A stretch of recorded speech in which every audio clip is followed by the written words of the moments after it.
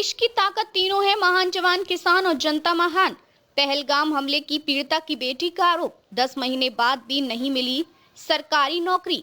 पहलगाम में हुए आतंकी हमले को 10 महीने बीत चुके हैं, लेकिन महाराष्ट्र के संतोष जगदाले की बेटी असावरी जगदाले अब भी न्याय और वादे की पूर्ति का इंतजार कर रही हैं। हमले में संतोष जगदाले समेत 7 लोगों की जान चली गई थी। घटना के बाद राज्य सरकार ने मृतकों के परिजनों को आर्थिक सहायता और सरकारी नौकरी देने का आश्वासन दिया था, लेकिन असावरी का दावा है कि अब तक उन्हें कोई नियुक्ति नहीं मिली है।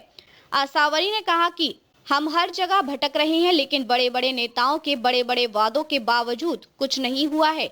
अब हमें समझ नहीं आ रहा कि क्या करें। हमले के बाद अमित शाह ने परिवार से मुलाकात कर हर संभव मदद, सरकारी नौकरी, वीरता पुरस्कार और स्मारक बनाने का भरोसा दिया था। वहीं देवेंद्र फडणवीस और एकनाथ शिंदे भी परिवार से मिलने पहुंचे थे।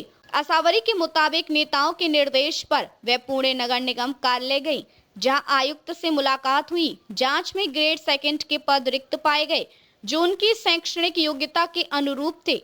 असावरी ने कंप्यूटर साइंस में बीएससी और एमबीए किया है तथा एक निजी कंपनी में एचआर हेड के रूप में कार्य कर चुकी हैं। उन्होंने बताया कि अप्रैल 2025 में उनकी फाइल मंजूरी के लिए मंत्रालय भेजी गई थी, लेकिन 10 महीने बाद भी नियुक्ति को लेकर कोई स्पष्ट जवाब नहीं मिला है।